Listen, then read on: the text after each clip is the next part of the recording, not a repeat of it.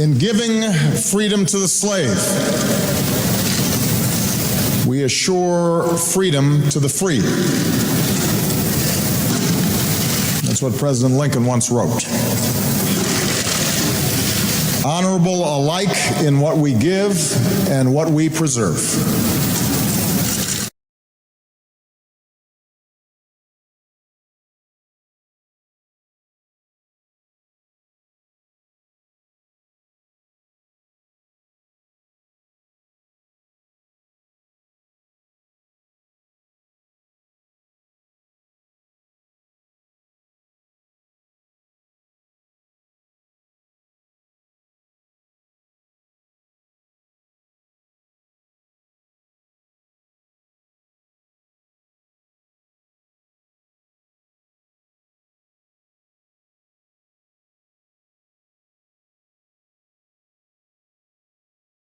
We preserve. We shall nobly save or meanly lose the last best hope of earth. Mr. Speaker, leaders and members of both parties, distinguished guests,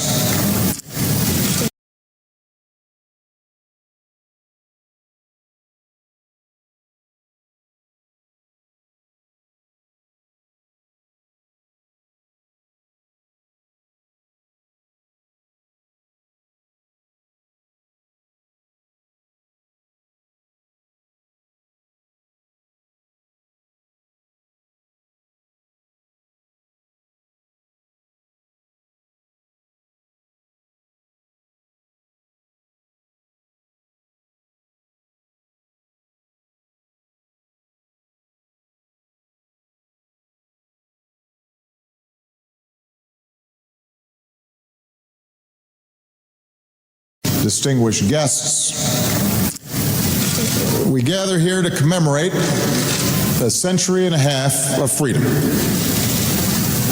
Not simply for former slaves, but for all of us.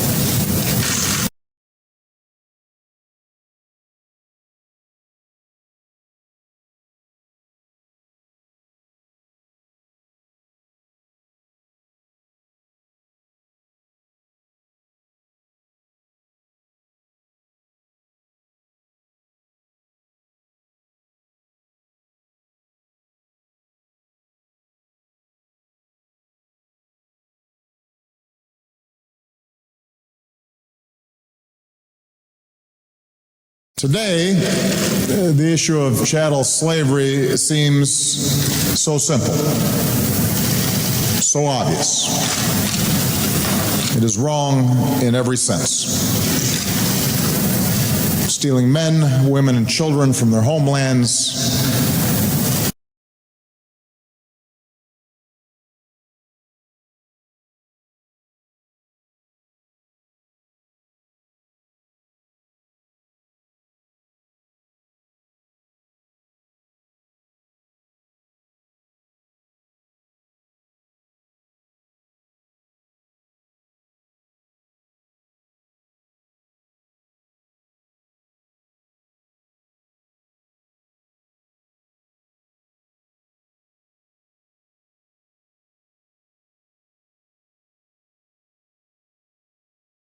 from their homelands, tearing husbands from wife, parent from child, stripped and sold to the highest bidder, shackled in chains and bloodied with the whip.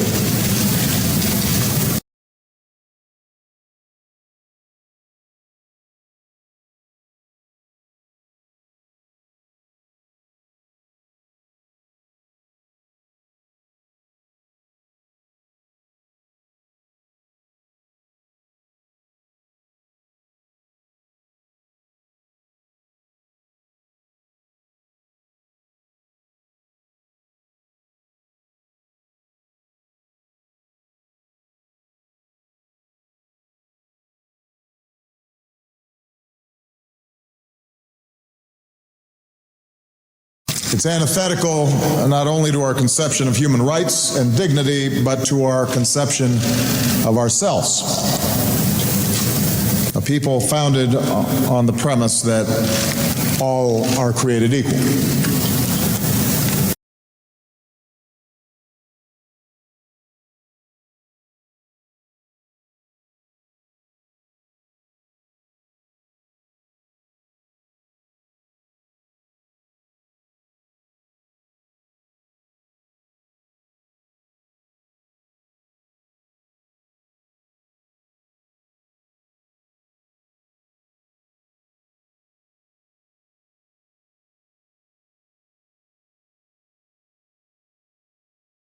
All are created equal. And to many at the time, that judgment was clear as well. Preachers, black and white, railed against this moral outrage from the pulpit.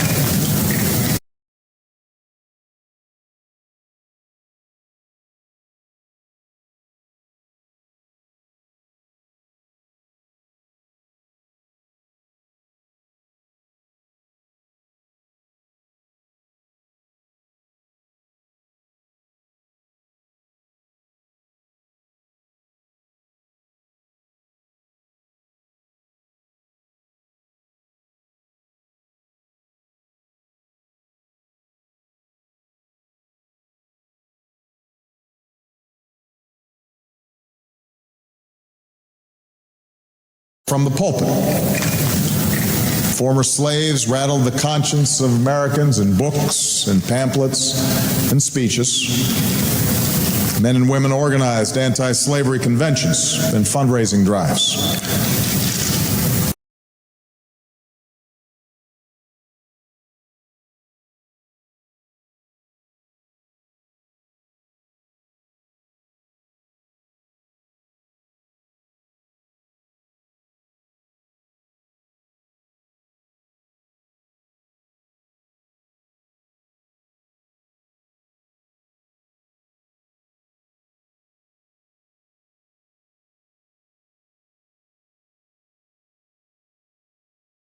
Conventions and fundraising drives. Farmers and shopkeepers opened their barns, their homes, their cellars as way stations on an underground railroad, where African Americans often risked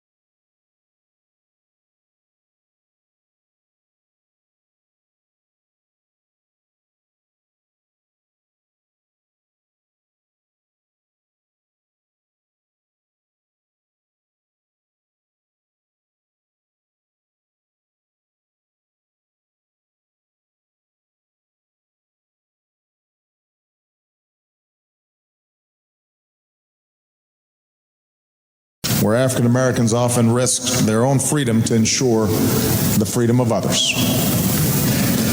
And enslaved Americans with no rights of their own, they ran north.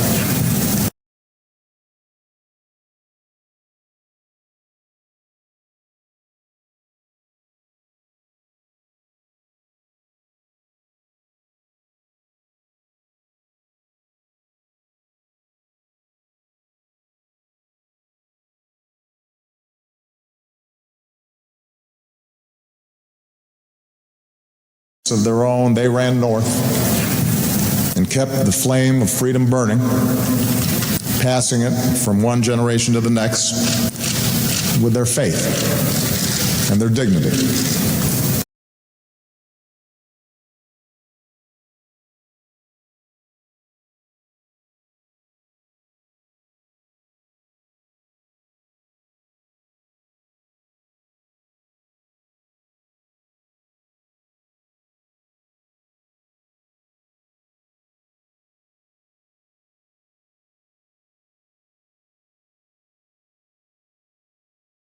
And their dignity, and their song. The reformers' passion only drove the protectors of the status quo to dig in harder. And for decades, America wrestled with the issue of slavery in a way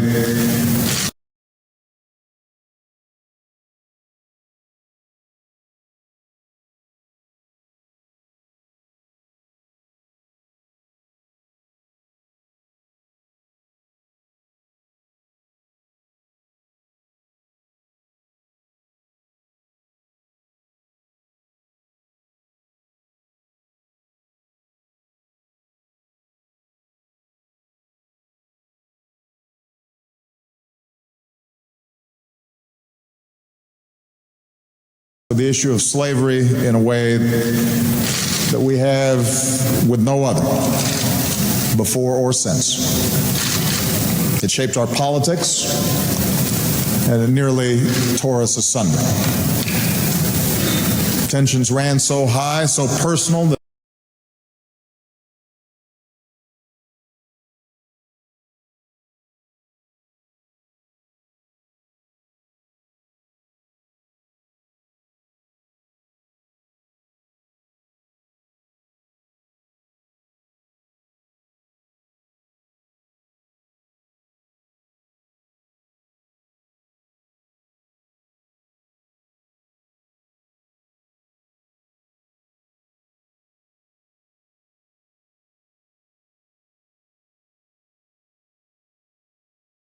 tensions ran so high, so personal, that at one point a lawmaker was beaten unconscious on the Senate floor. Eventually, war broke out.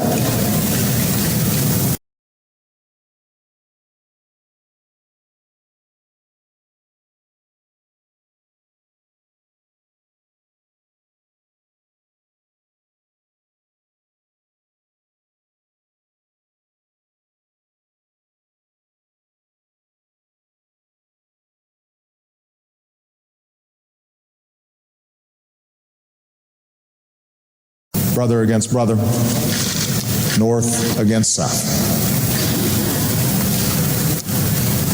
At its heart, the question of slavery was never simply about civil rights. It was about the meaning of America.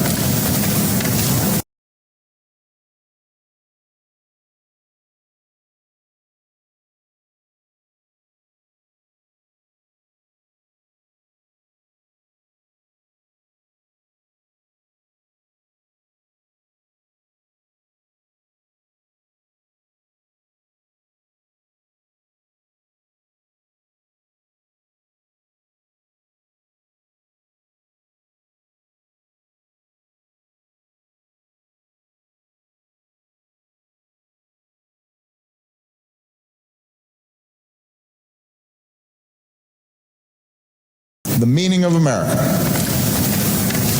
the kind of country we wanted to be. Whether this nation might fulfill the call of its birth. We hold these truths to be self-evident.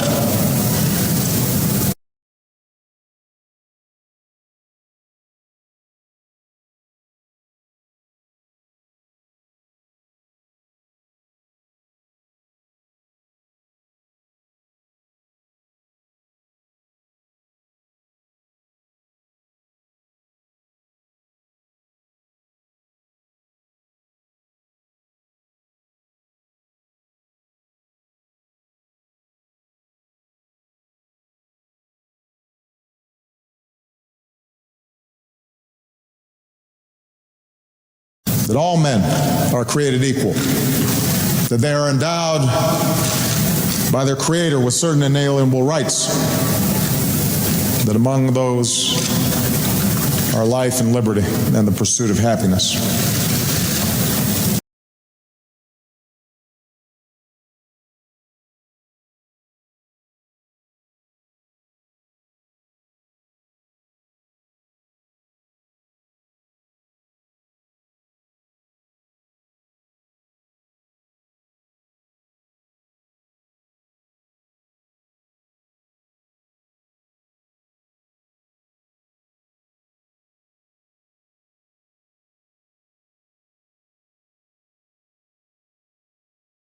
Of happiness.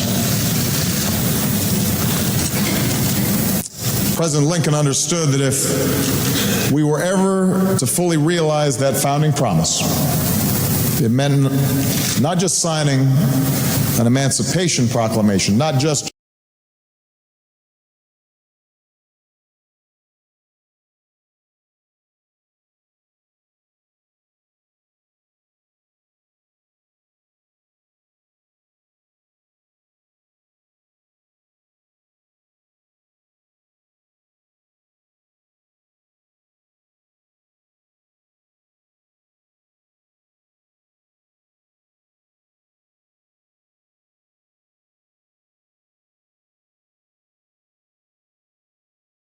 an Emancipation Proclamation, not just winning a war. It meant making the most powerful collective statement we can in our democracy, etching our values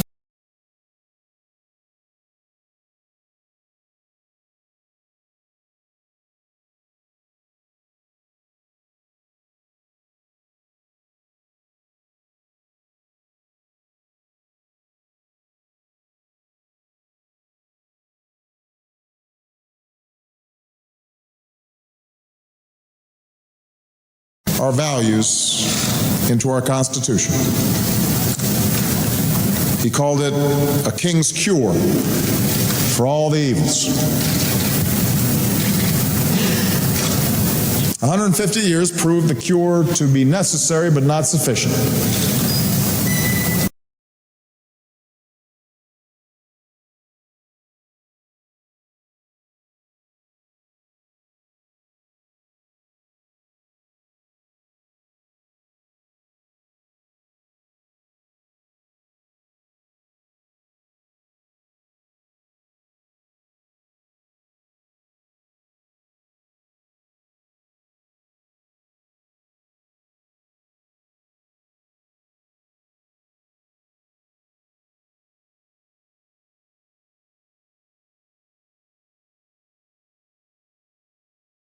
Progress proved halting, too often deferred.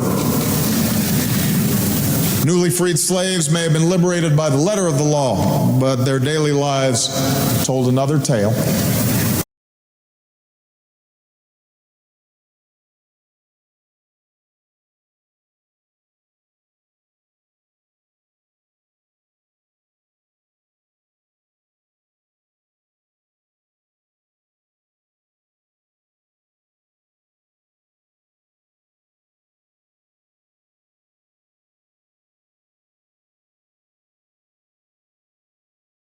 Told another tale.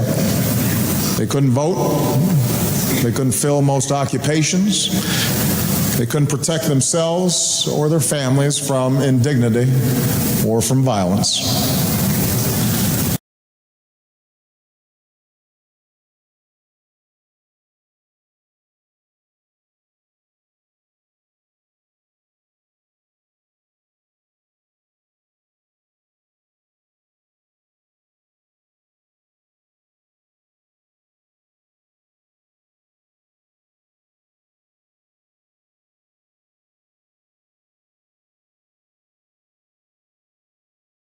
Or from violence.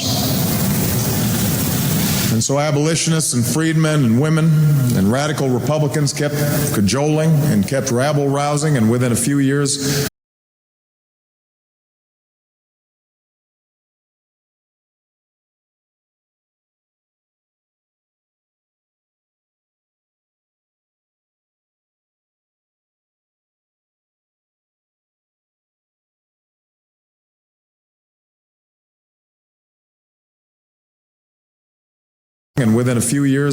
of the war's end at Appomattox, we passed 2 more amendments guaranteeing voting rights, birthright citizenship, equal protection,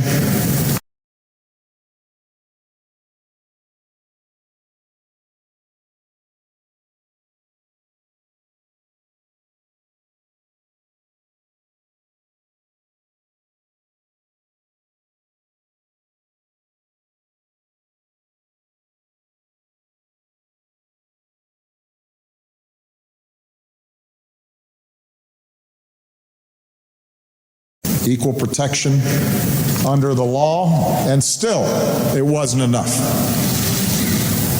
For another century, we saw segregation and Jim Crow make a mockery of these amendments, and we saw justice turn a blind eye to mobs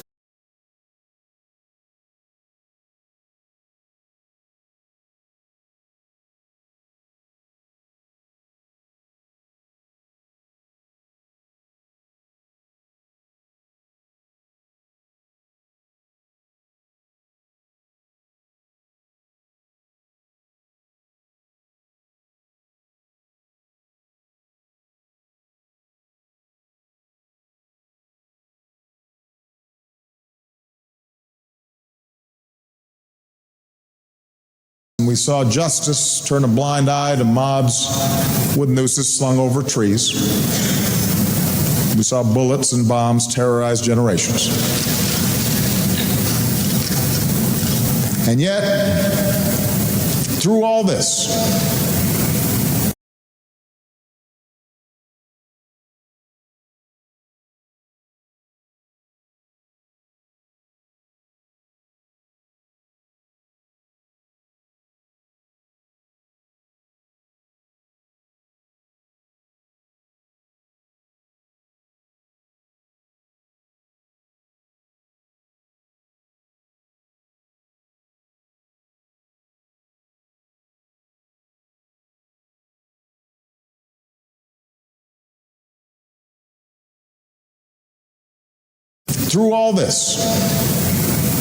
the call to freedom survived.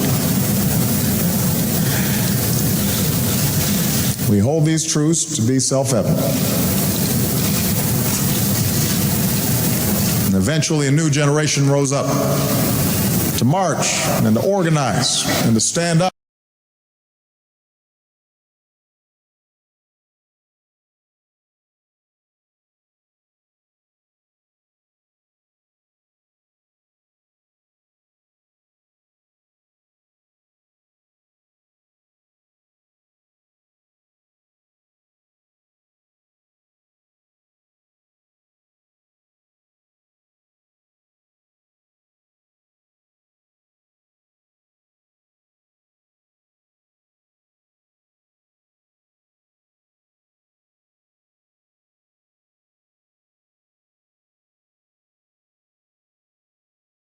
To march and to organize and to stand up and to sit in with the moral force of nonviolence and the sweet sound of those same freedom songs that slaves had sung.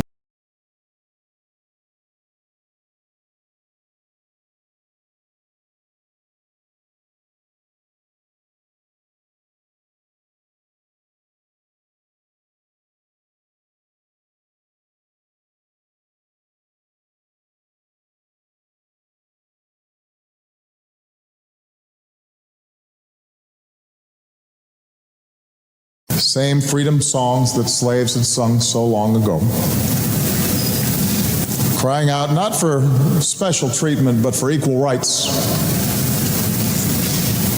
Calling out for basic justice promised to them almost a century before.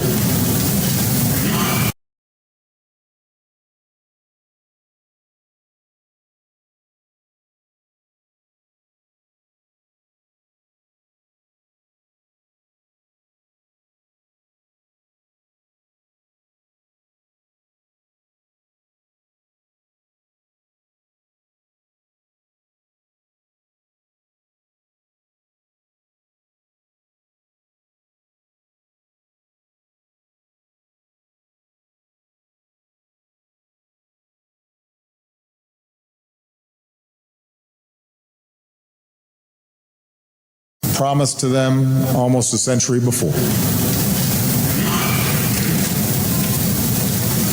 Like their abolitionist predecessors, they were plain, humble, ordinary people, armed with little but faith.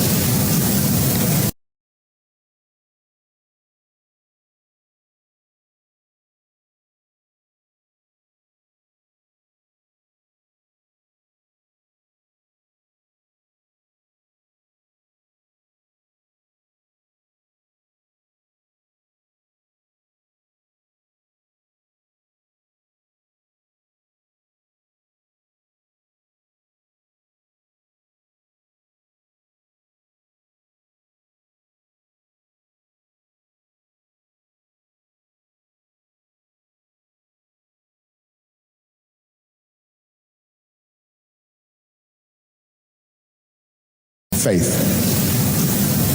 Faith in the Almighty, faith in each other, and faith in America. Hope in the face so often of all evidence to the contrary that something better lay around the bend.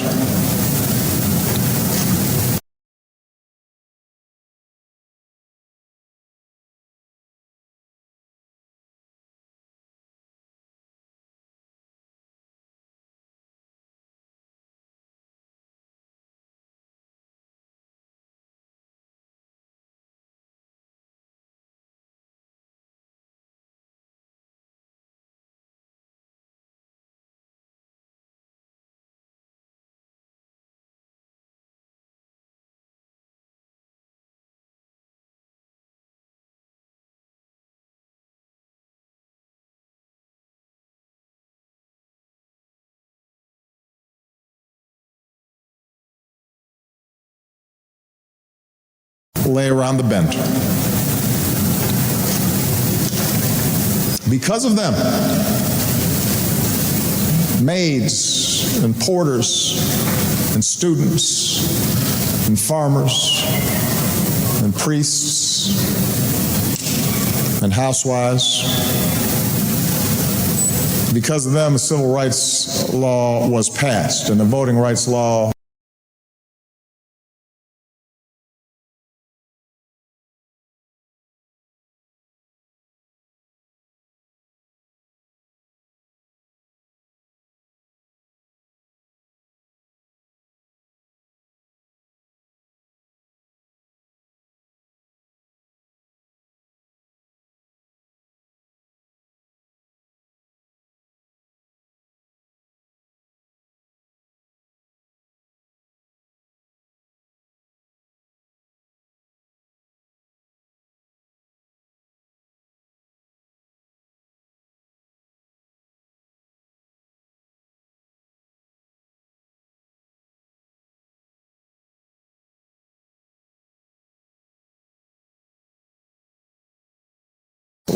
was passed and the voting rights law was signed, and doors of opportunity swung open, not just for the black porter, but also for the white chambermaid and the immigrant dishwasher.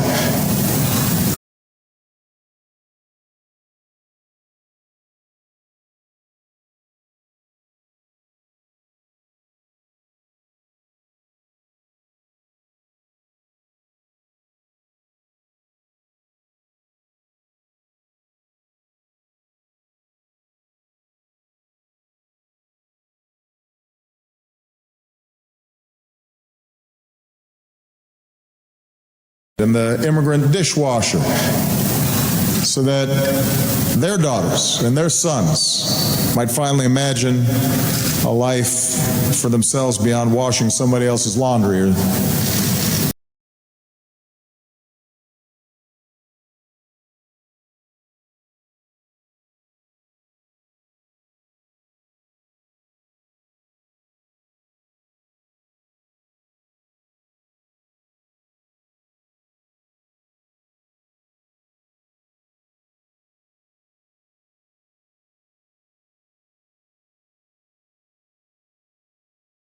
Somebody else's laundry or shining somebody else's shoes.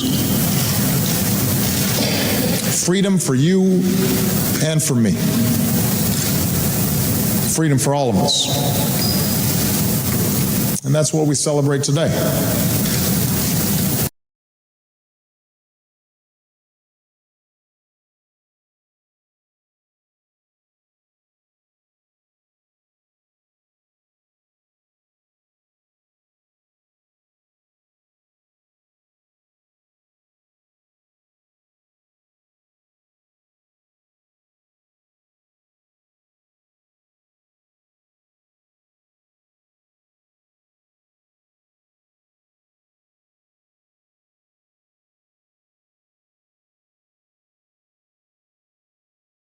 The long arc of progress.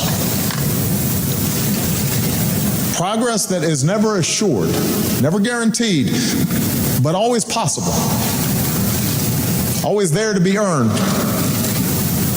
No matter how stuck we might seem sometimes.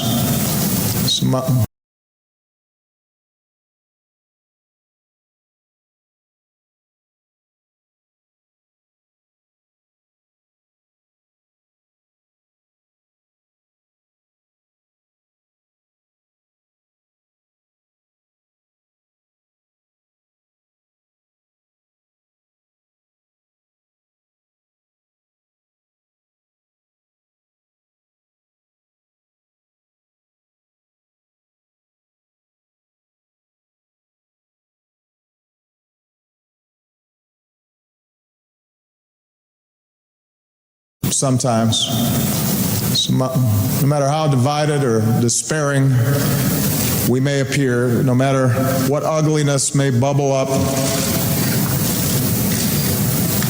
progress, so long as we're willing to push for it.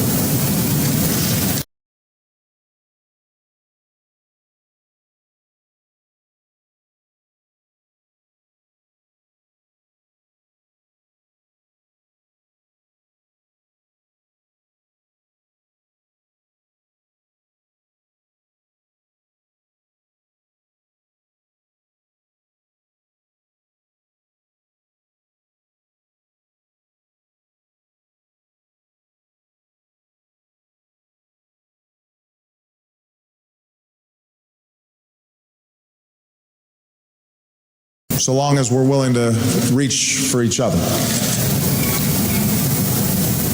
We would do a disservice to those warriors of justice,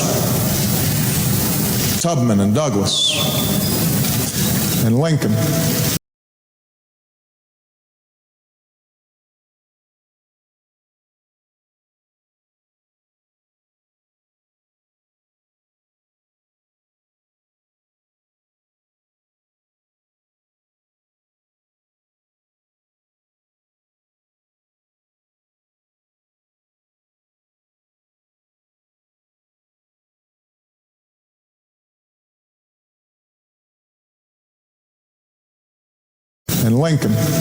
and King. Were we to deny that the scars of our nation's original sin are still with us today?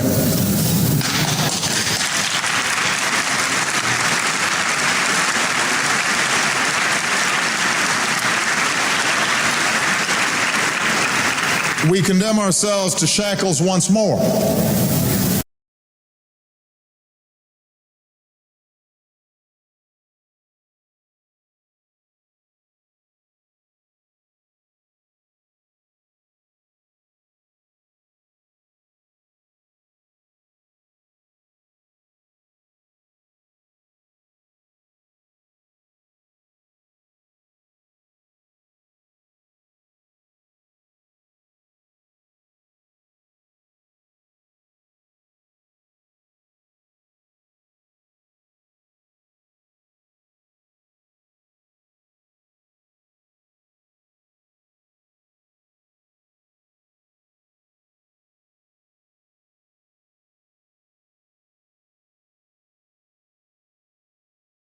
More. If we fail to answer those who wonder if they're truly equals in their communities, or in their justice systems, or in a job interview,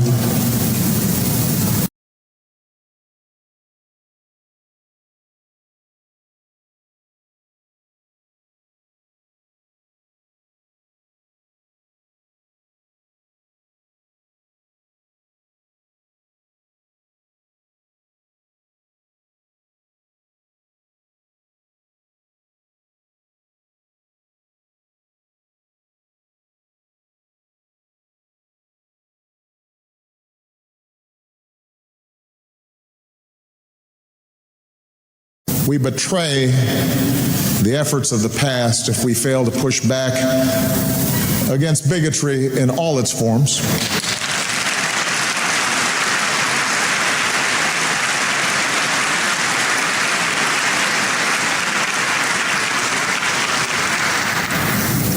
But we betray our most noble past as well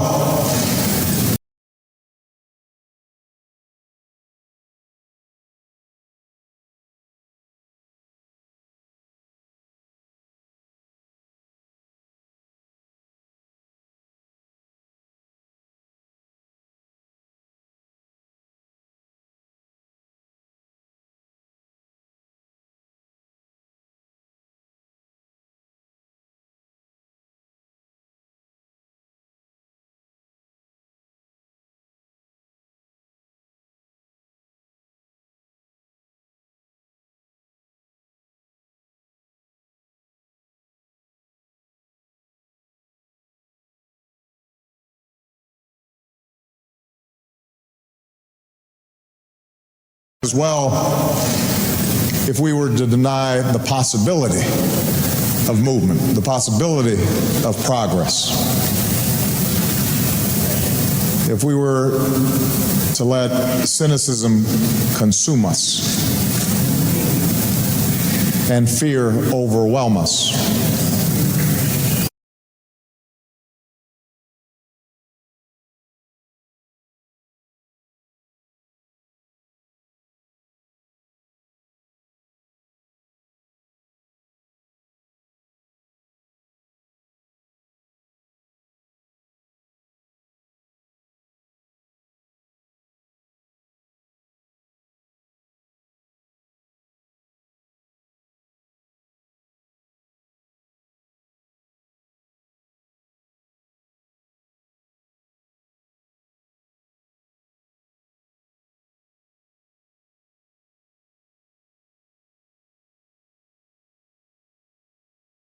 if we lost hope.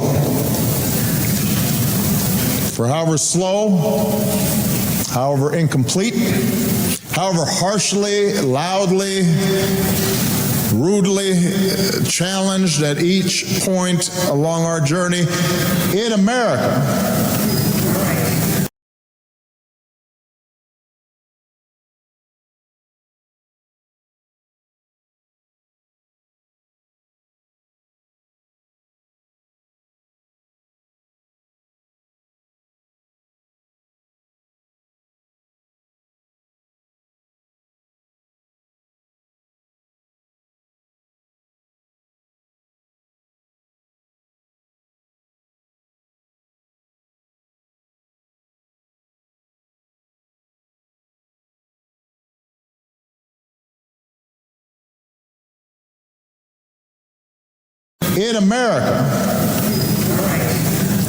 we can create the change that we seek.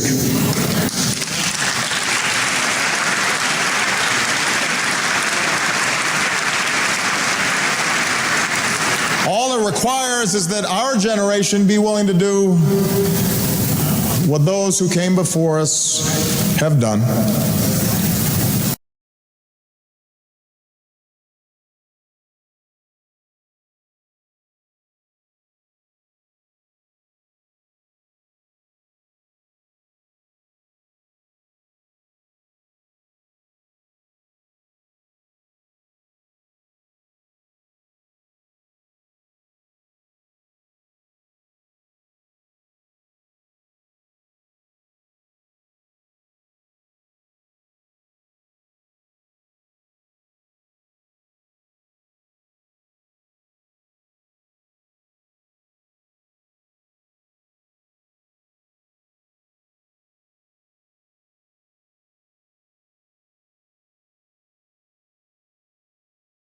Have done, to rise above the cynicism and rise above the fear, to hold fast to our values, to see ourselves in each other, to cherish dignity and opportunity, not just for our own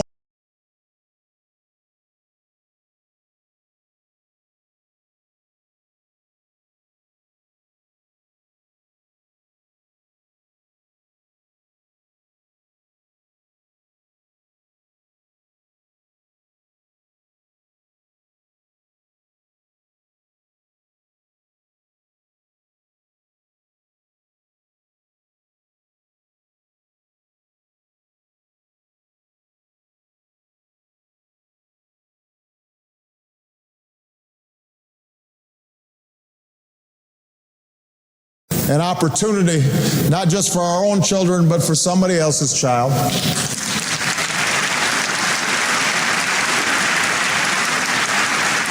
To remember that our freedom is bound up with the freedom of others.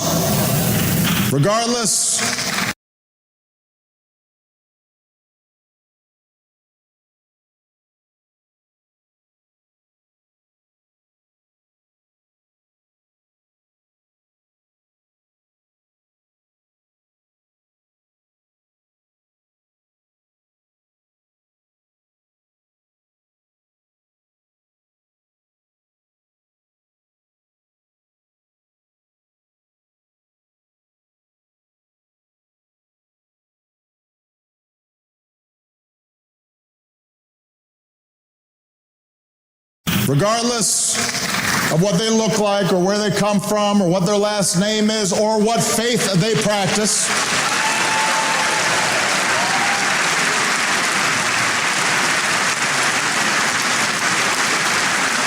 To be honorable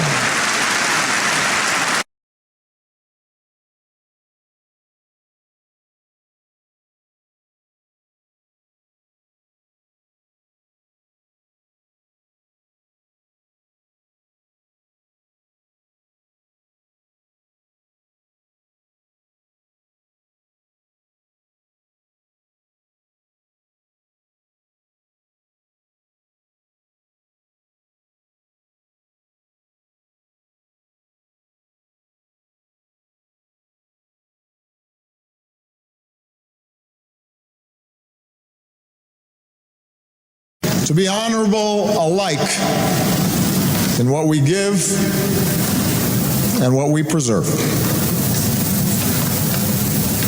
to nobly save or meanly lose the last best hope of earth. To nobly save or meanly lose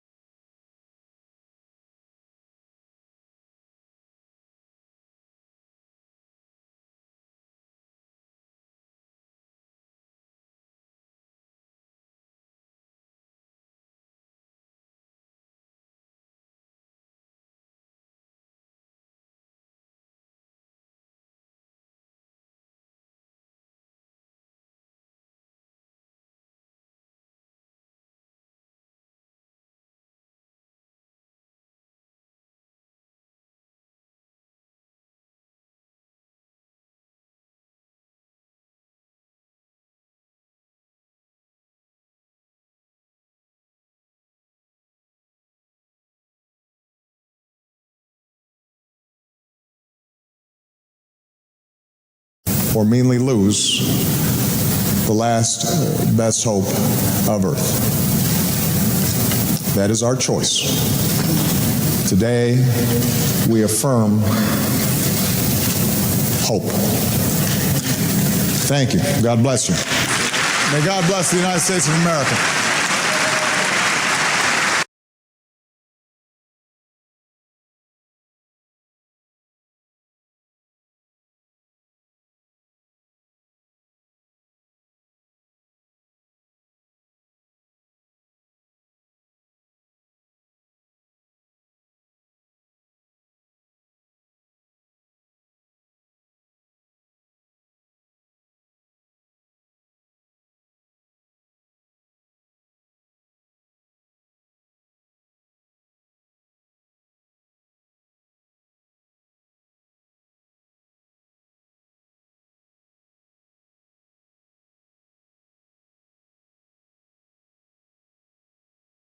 America.